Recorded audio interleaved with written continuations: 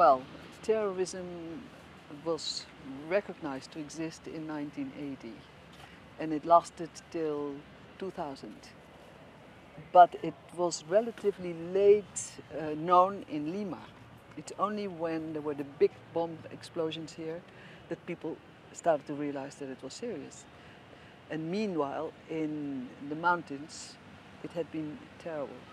But really assassinations of innocent people, not only by the terrorists, also by the military.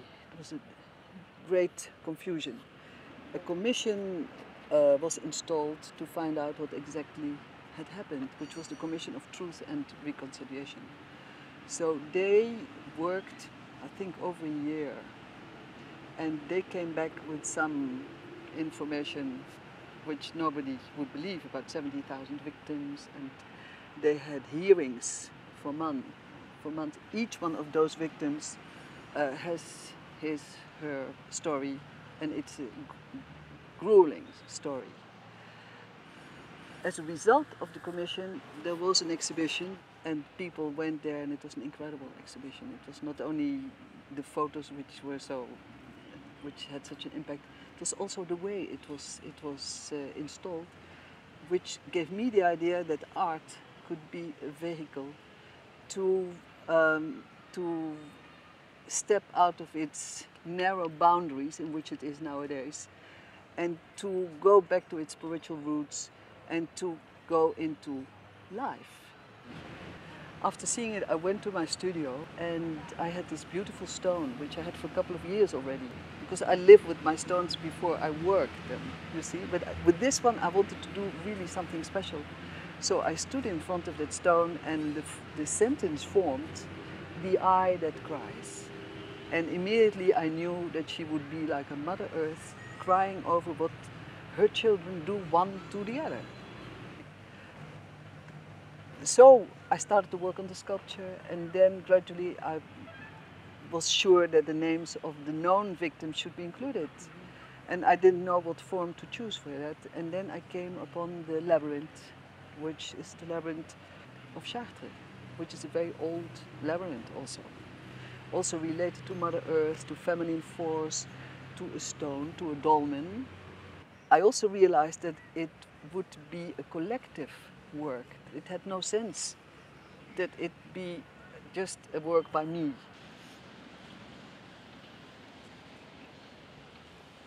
It is one road which leads to the center, and then you walk the same road back.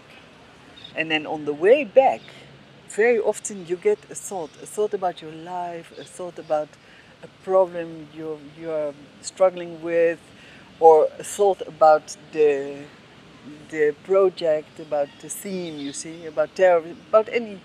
It's really fascinating that people go and walk it. It is the central stone with the labyrinth, and the labyrinth is a very magical form which raises also a special energy, and it grabs you at levels which you don't control.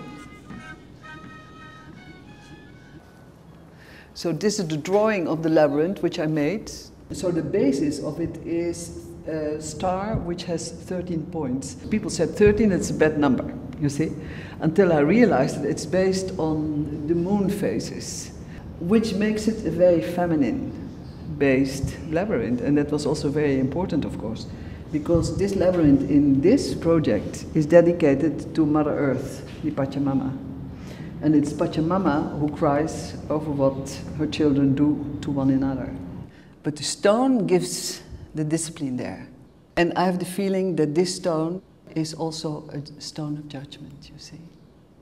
With all her Mother Earth, her lovely skirt and things like that, no, she stands in the circle and she connects heaven and earth.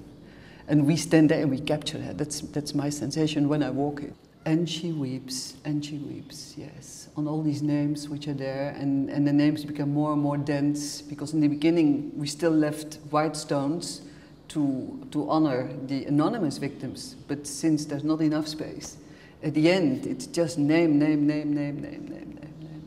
Well, it's difficult to talk about, because it seems to whatever you say about it is not enough. You cannot express it. So that's the thing about the work. The work expresses it.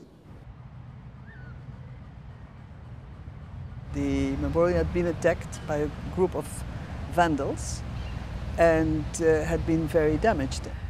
Many of the little stones were destroyed. About 100 meters of the 800 meters of the labyrinth was destroyed, pieces all over the place.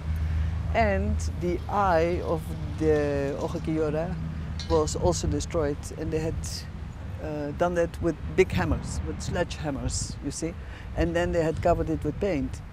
So this became the symbol of the conflict in a way, isn't it? But also of the division, which should be treated. And the only thing you can think about is to feel sorry, isn't it? And to try somehow to stop it.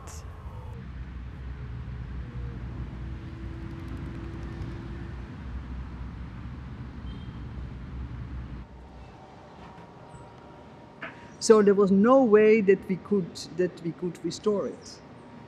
I decided not to restore it because such mourning had been added again to it. And the human rights organizations, they said it should not be restored because it should be there, that now it was political and all this sort of things, and very stark decision, and so it was not restored. When the family said, we cannot live with this anymore, this place is our house, it's the only place where we can remember our people, because the majority disappeared just in the rivers or in mass graves. So let's clean up. And then meanwhile, all the names faded, because this was done with ink. But we found a grant in Holland for the first 10,000 names. We now use the list of the Consejo de Reparation, but till now they have about 16,000 fatal victims, and they expect that finally there will be 46,000 fatal victims, you see. So we have started to engrave the first 10,000. And I've decided to put the stones back.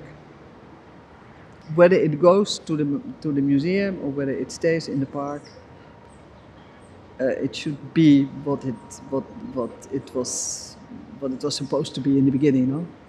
So we've decided to put them back straight away. Get the stones out, put them back.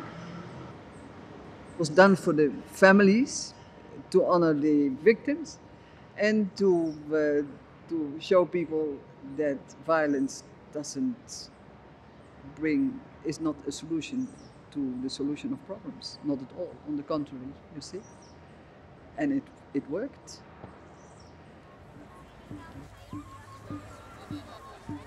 This is a humanistic project.